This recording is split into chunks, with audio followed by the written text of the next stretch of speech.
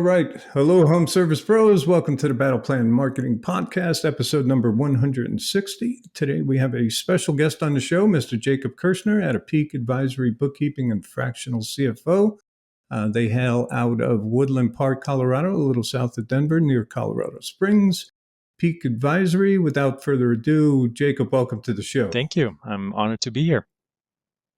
We appreciate you sharing your time and expertise with the audience out there. It's a big one. A lot of guys, everybody, of course, is has difficulties with finances and bookkeeping and such, and making sure we're all turning a profit, and the money's there to pay payroll and all that good stuff and taxes. So good stuff. Tell us what you do, who you do it for, and where you do it. Yeah, you don't want to leave Uncle Sam, at the doorstep.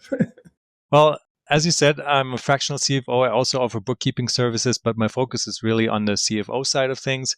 What that is really, I help business owners like you just get really good with their finances, so you can stop doing guesswork for your decisions, but really have confident decisions based on the data that your bookkeeping provides. Because your bookkeeper, Nice. He creates financial statements, but they don't really tell you what the next steps are. And that's where I come in.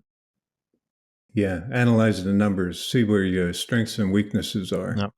Yeah, identify, and you work with home service companies, plumbers, electricians. Focus on blue-collar workers, construction, so home services as well, yes.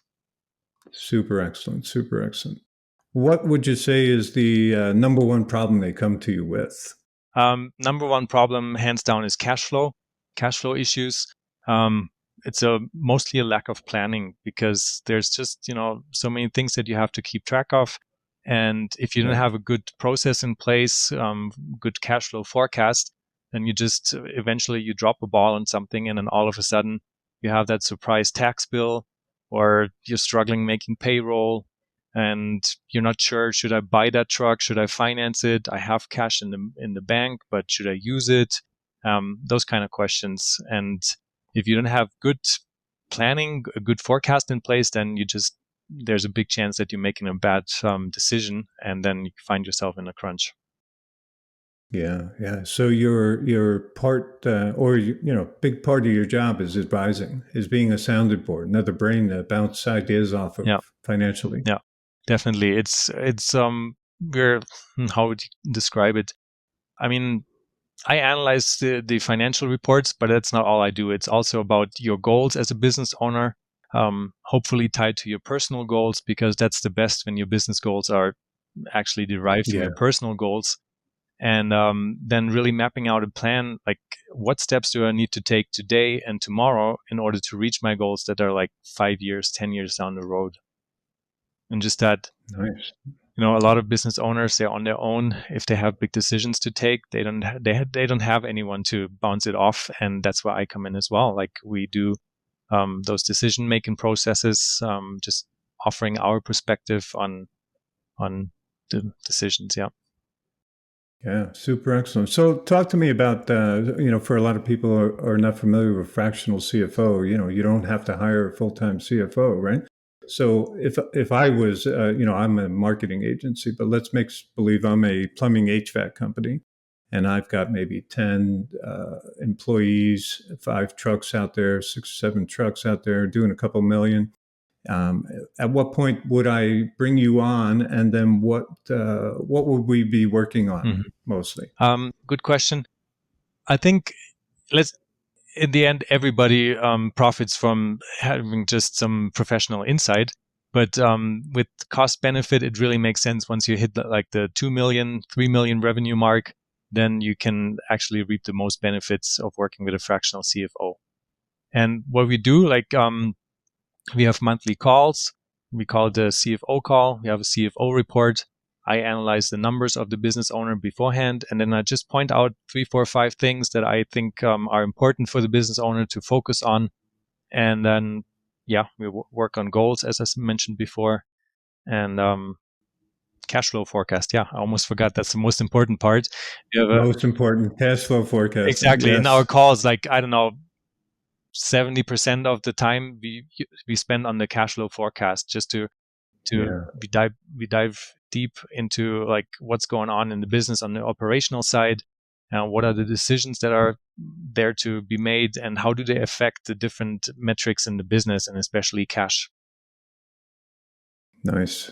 And planning for seasonal downturns and Absolutely, such. yeah. And that's the cool thing. Your accounting data is not just something that you have to do and because of taxes and stuff, but really your accounting data is a tool for decision making. And in the cash flow forecast, it's kind of like a simulation where we can plan for different scenarios. Like, what happens if my revenue goes up 20%? Would I be able to afford to hire help? Or what happens if there's a downturn in the economy and my revenue goes down by 30%? What does it mean for my business, for the cash reserves? Would I have to have some serious conversations about letting people go, or could I bridge over, and that kind of stuff? And I mean, it's not a crystal ball that you can predict the future, but you can prepare for different scenarios. So once the scenarios come, then you know what to do, and you're not going into panic mode and do stupid stuff, but you're prepared. Yeah. You've already planned ahead, and then you can do smart decisions. I like it. That's awesome. So monthly, you have those calls monthly? I have different packages, but ideally it's a monthly call, just to keep the time not too long. Gotcha. That's awesome. Do you find most home service and contractors are on QuickBooks already, or are they using other systems? QuickBooks is very common. I mean, there's a few others out there, and I think for most smaller businesses, QuickBooks is totally fine. And only once your business grows more in complexity with job costing and VIP reporting and all of that, then there might be better options out there. But for starters, it's a good product. And the online version gives you access, right? Like accountants and CFOs access. So that's the version you recommend, yes? Well, QuickBooks Desktop is good, but it's being phased out. So QuickBooks, it's making it really expensive. So they want everyone to go on QuickBooks Online. I see. I'm showing my age, I guess. I didn't know that. I think I'm not sure. Like, I don't work with all accounting systems, but I think pretty much every accounting program has the option to invite your bookkeeper into it. Nice. Do companies have bookkeepers usually when they come to you, Jakob? It depends. It really depends. And the question is, what is a bookkeeper? Is your executive assistant, the office manager that you gave some YouTube training, is that a bookkeeper? I don't know. Maybe it's the person that does the bookkeeping. But I can't stress enough how important it is to really not be cheap on bookkeeping, because you need to have good data. If you don't have good data, you can't use the data to make good decisions, and you're just flying by the seats of your pants. And you need to have good bookkeeping. And that, whether is that a hired bookkeeper or external bookkeeper, it doesn't matter. But it needs to be somebody who knows what he's doing. Yeah, internal or external. Yeah, it's all about numbers. So we got to get the numbers right? And you do offer that as well, right? I do, but I don't really focus on it. Gotcha. Okay, cool beans. So let's see. We touched on about the size that somebody would, entertain hiring a fractional CFO. Or maybe they're even bigger and they just never got there and now they're struggling or something. Or they're a little smaller and they're starting to grow, right? And it doesn't really have to be that you're struggling where it makes sense to have a fractional CFO. It's really if you want to grow as well, if you want to scale and you're not sure how, and that's also a good use case for a fractional CFO. And I mean, it's not really limited by the level of revenue, because some companies that do 50 million, and for them a fractional CFO is still a good fit, because not every company has enough work for a CFO, for a full-time CFO. So even if they could afford it, they don't need it. So a full-time CFO ends up doing stuff that he's not being paid for. And so that might be a use case for a fractional CFO as well. I like it. Any tools or software you recommend for home service businesses to streamline finances? I mean, that really depends on the business. Just starting to have Excel files to track the most important stuff is a good start. And it really depends on where you're at with your business. So it's kind of hard to make a generic. Yeah, yeah. I gotcha. Um, I would imagine that a lot of guys would come to you with the goal of what they want to do with the company at the end. Like you get to a certain age, start thinking about what I'm going to do with this company. Am I going to sell it? Am I going to, sell it to the employees, to venture capital, whatever, or private equity rather. So you consult on these, the end goal of the company. Definitely. And I love people who have a end goal in mind, because you're so much more focused and determined if you have an end goal in mind. And I Yeah, mean, when you're looking into selling your company, then I mean, you have to know the way the price is calculated is based on your revenue, your net profit. Actually, sorry, your net profit, and that's multiplied by a multiple. And so, right. if you're looking to sell your company, then you really want to start early to look into your business as the product. It's no longer the service that you provide that's the product, but your business I see. itself. And you want to start making decisions that increases the value of your company and increases the net profit. Because if you increase your net profit, let's say 10%, um, if you multiply that with a multiple of 3, maybe that you use for coming to the sales price, then that's big amount of money that you can, Yeah, like, it does make a difference. And the earlier you plan, and the earlier you start taking all the steps, the better it is. yeah, 100%. Always better to have a goal, right, and shoot Absolutely. for it. Yeah. But most of us don't. I would say yes. I think if you want to be beyond average, then you have to have goals, and you have to. I It's not agree. enough to just write down your goals at the beginning of the year and put them in a drawer and never see them again. Um, I think best practice is really take out your goals daily and just have 10 goals for the year. Go over them every day just to make sure this is where I'm heading, and then you know what steps to take every day. I like it. I like it. I have some clients who are starting to think about what they're going to do with their company, and I've talked to them a little bit about it, and a few of them are interested in selling to their employees. Do you get involved in that process at all, or? I don't do really M&A. It's more like I'm preparing the business owner with his business, so it's I see. the bride looks nice. Yep. I mean, Right. there's some Right. fractional CFOs that are really into that, and I could refer, but M&A is not really what I do. Gotcha. Gotcha. Yeah.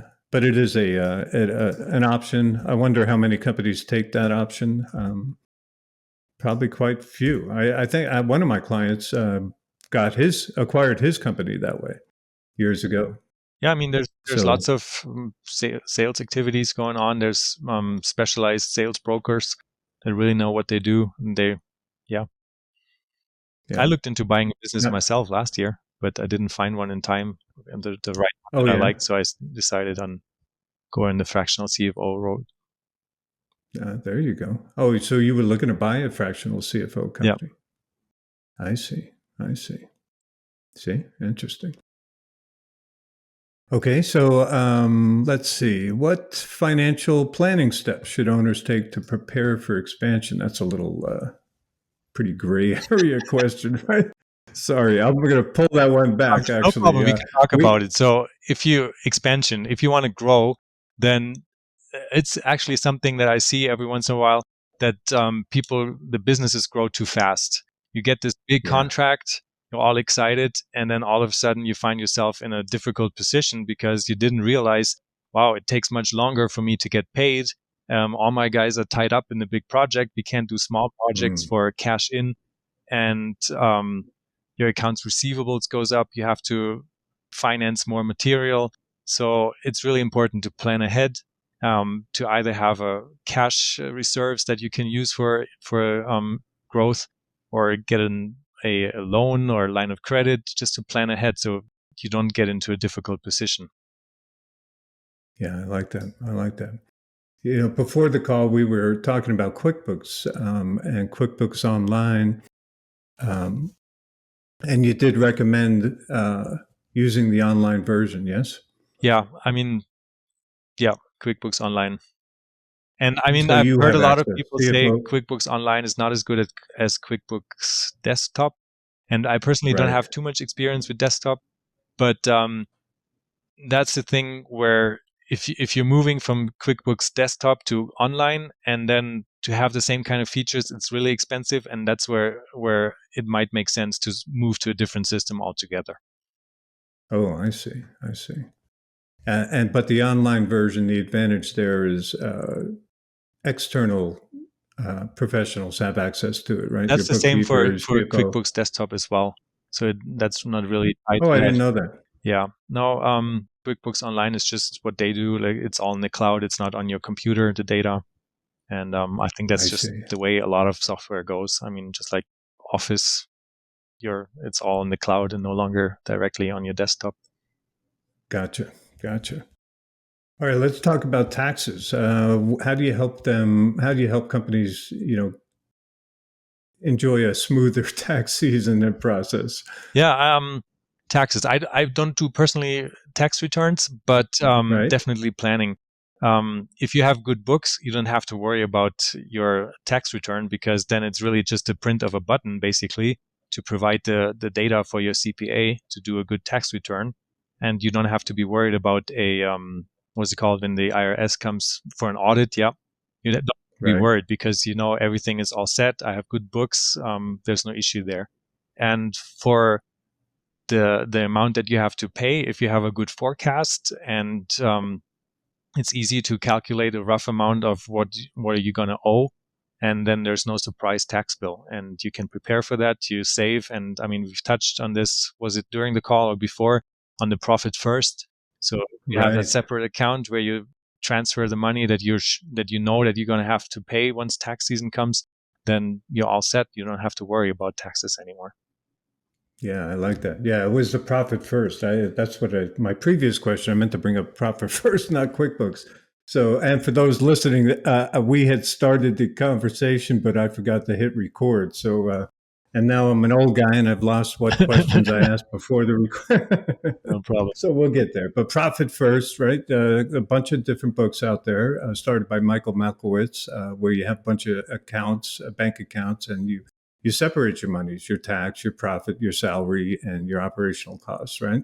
And you said you were an advocate, a fan, a little bit of the process. Yes, you want to talk about that a little bit and how it preps you. One of those accounts is taxes, Yep. right? So if you're doing that, the money's sitting there for you. No. So if you're not really good with self discipline in regards to finances, and I think most of us aren't, then I like the system of profit first, because it just helps you to be disciplined, to not be lured by a big amount of cash in your account to go on a spending spree, but really to know, okay, this is because this amount of money is for taxes, and this is for myself because my wife expects me to bring home money for the family so we can go on family vacation. And it just helps you to keep you in line with your goals that you set for yourself. So I like the system. Yeah, yeah, I agree. It is as simple.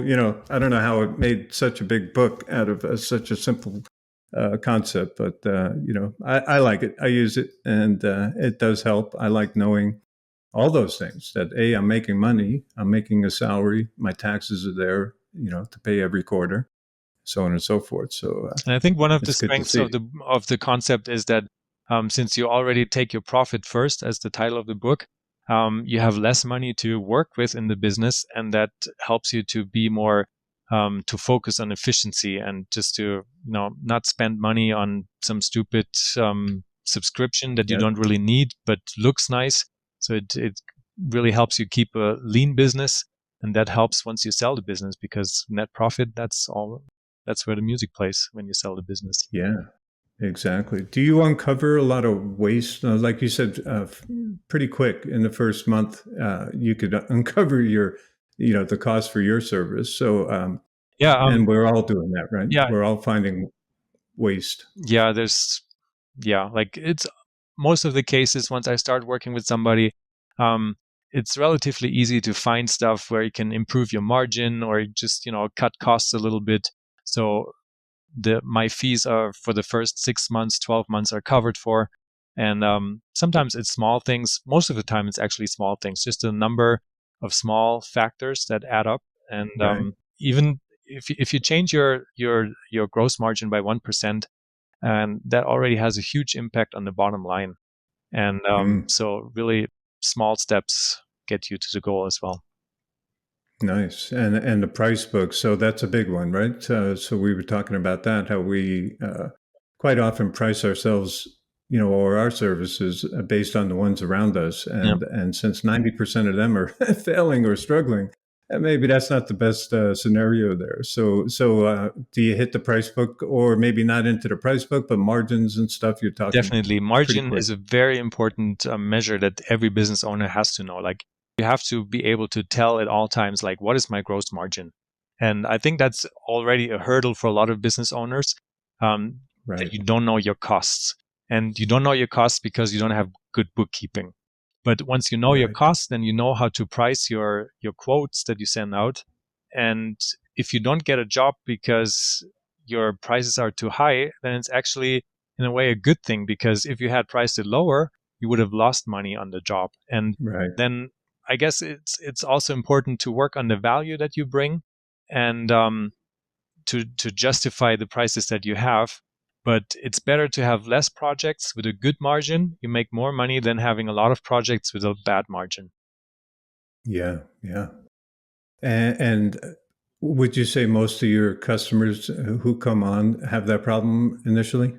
Oh, it depends. Yeah, I mean, where you come from. If you don't have good data, then it's very common that you don't really know about your costs and about your margins. So Right.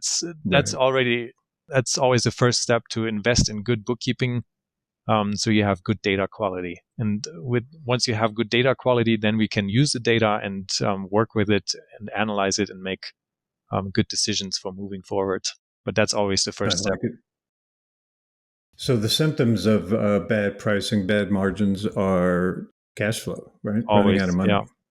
Yeah. And Yeah. I mean, yeah, definitely cash flow always the issue, but also you can still make profit and don't have cash.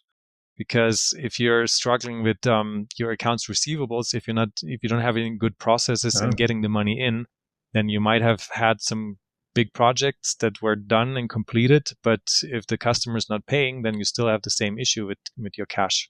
So that's yeah. also something that's important to focus on. Good point. Good point. Do you get involved in consulting on like systems and procedures at all to help become more efficient, To an Jacob? extent, like, we definitely touch on everything that's connected with finances, but overall general business processes are important as well. It's not my like specialty where I focus, but it's part of the big picture, definitely. Gotcha. Gotcha. Well, maybe you can compare, right? So like uh, that company versus companies similar to No, it, right? And you can start to see where they're lean and mean, or a little bloated. yeah. I mean, there's benchmarks out there that I can use. And so I kind of have a rough idea what somebody in your position should have as a gross profit and net profit I margin. see. And so, Cool. How about marketing? So that's a big one, right? So anywhere from 10% ballpark, companies are spending on marketing, usually not producing great results. So do you dive into the numbers on marketing for them? I mean, yeah, it's important to measure. If you have a marketing campaign, then you want to check, like, how helpful was it? Does it really drive the results? And I'm not the one, like, what's the word for it? Like, to get the data. That's the business owner's job. But once the Right. data is provided, then I can dive into it and analyze it. Oh, excellent. Yeah. So you can look at even on a campaign level. It depends, because I mean, if I don't get the information from the business owner, I don't know if revenue increases. Is that because of the campaign that we're doing? Was that really the Uh, product that was in the marketing campaign? Is it something else?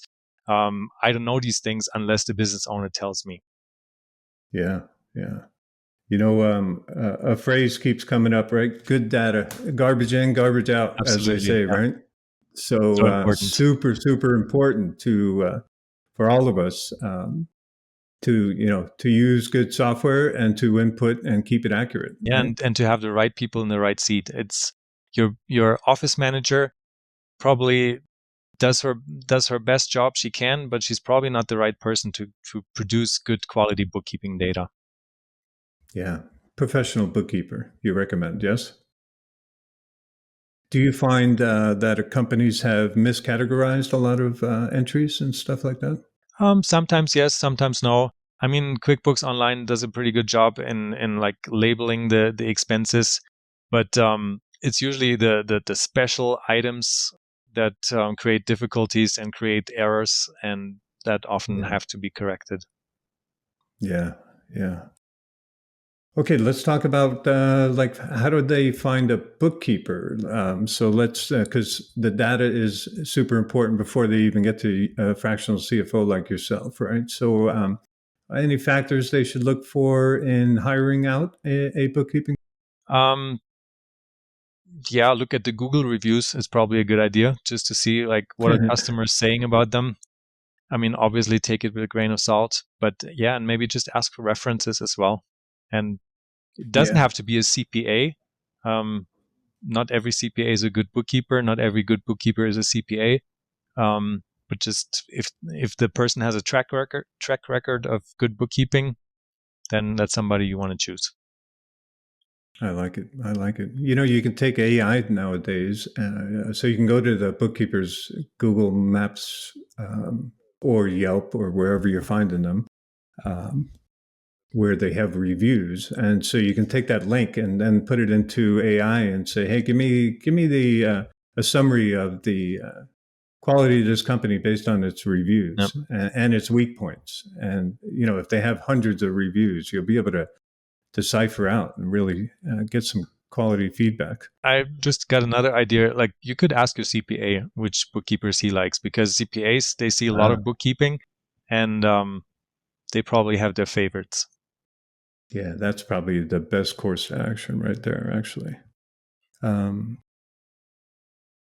let's see. Anything you want to touch on at all, Jacob? Um, Touched on most of it. I just love cash A flow lot forecasts, and I'm just huge fan of that. And I think every business owner should have that in one way or another, even if it's just on a basic. monthly basis. How often do you That's a recommend good taking a question. look? I think I'd say it really depends on the health of your business. If you're struggling and are in bad shape financially, then I'd recommend a daily forecast, so you know, Mm, okay, I have to pay this supplier, so I have to call John today to make sure he pays by tomorrow so I can pay the day after. But once you're in better shape, then weekly or even monthly is a good fit. And I think once you've got your processes down and you're in good shape, then monthly is the way to go. And then just make it a nice. habit And you to can review help it them. monthly as well. Just even if you're the Yeah, CEO and you usually don't do anything with the bookkeeping and stuff, but just have that forecast once a month, go through it, see if there's any changes that need to be done, and know where you're at. yeah. I like it, especially if you have seasonal Yeah, swings, right? absolutely. That can help me plan. Like, so if I'm a HVAC company and I don't do anything but HVAC and I have a dead winter all the time, CFOs like yourself can help me plan that out, plot that out, so I'm not starving in the wintertime. Yeah. And then maybe I can ask some good question that makes you think, what other services could you provide to kind of bridge that gap of the dry season, so to speak? I like it. I like it. Maybe maintenance plans. Do you get into a lot of maintenance plans with companies at all? Um, so far, I haven't seen too Like, much, but I like the idea. Like, I have a background in and industrial, like big manufacturing companies, and we did a lot of maintenance plans. That's always a good, yeah, because you have a recurring revenue. It's better to plan with it, and yeah. You're getting in the door once or twice a year, and a certain percentage of them are going to need additional work. you can upsell Yeah, I'm something. always Yeah, Yep, I'm a big fan. Not huge profits, maybe none, but there's cash flow going on, and you're getting indoors again during a time, and you can do all those things if you're an HVAC company. In my example here, you can do all that in the before your peak seasons, right? yeah. So, early spring, late fall, early winter kind of thing. Okay, any advice that you would give a home service business to improve their financial literacy? Any books or podcasts or the like? I have a book here. I really love it. 1 second, I'm going to Beautiful. get it. Absolutely. It is called, where is it? It's called The Profit Problem. It's from Martin T. Holland. Nice. And it's called They Say I Make Money, So Why Don't I Have Any? I really love the book. It's a guy I know that wrote it, and it's really Nice. easy to read, and it's just basics about bookkeeping, about everything we talked about, and it's really written for people that don't know anything about bookkeeping, or they don't like bookkeeping, but they realize, okay, I'm a CEO of a company. There's people that depend on me. I have to have some sort of idea of what financials are about, and I really love it. It's basic reading and it's very good insight. I like it. Thank you for sharing that. Any podcasts or anything else that you recommend out there, Jakob? I can't really tell about a podcast. I'm kind of new to podcast myself. So for Well, thanks sales, for coming on this I one. like listening to Grant Cardone. That's for Yep. sales mostly, I think. And Right. yeah, I mean, once you start looking out for a podcast, there's a bunch of them, and Oh yeah. you find Endless the one stream. that fits your needs. Yeah, resonates with you. How about you? Your own self. What do you love about running your own business there? Oh, I love the growth challenge, because I mean, I've been doing this for a long time. The operational part being doing the CFO work, but so far I've been an employee, and just being your own boss and running a company, like you have to grow in sales, in marketing, in so many things. And I just love the challenge. Every day you get up, have to do stuff that's uncomfortable, and that's good because it keeps you growing. Yeah, I like that. The good life is just on the other side of uncomfortable. Exactly. And the goal is not, it's not when you're comfortable that you're happy, but it's really when you accomplish something that has been uncomfortable, then it's when you. 100% of the time, man. Right? Yeah. Otherwise, life is no fun. Exactly. If there's no challenges, You can't even absolutely. enjoy the downtime if you don't have any challenges. Yeah, exactly. Okay, Jakob, how do people reach you if they want to, engage you or at least talk with you? Yeah. I have a website, peakadvisory.us. There's a contact form on it, and I would love to chat with you. And even if you just have a few questions, I'd be happy to chat with you for like half an hour. And if you see there's a good fit and there's an alignment in your interests, my interests, then we can go forward and have a real longer call where I just learn about your business and we take it from there.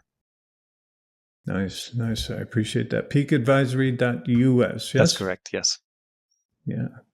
Jakob, I can't thank you enough for spending some time. I wish I was a little smarter guy in the financial world to ask the better questions. That's everybody has his strengths, and yeah, thanks for having me. It's my pleasure. I always love talking about what I do, and I'm really passionate about Yeah, helping business owners just get really good with their finances.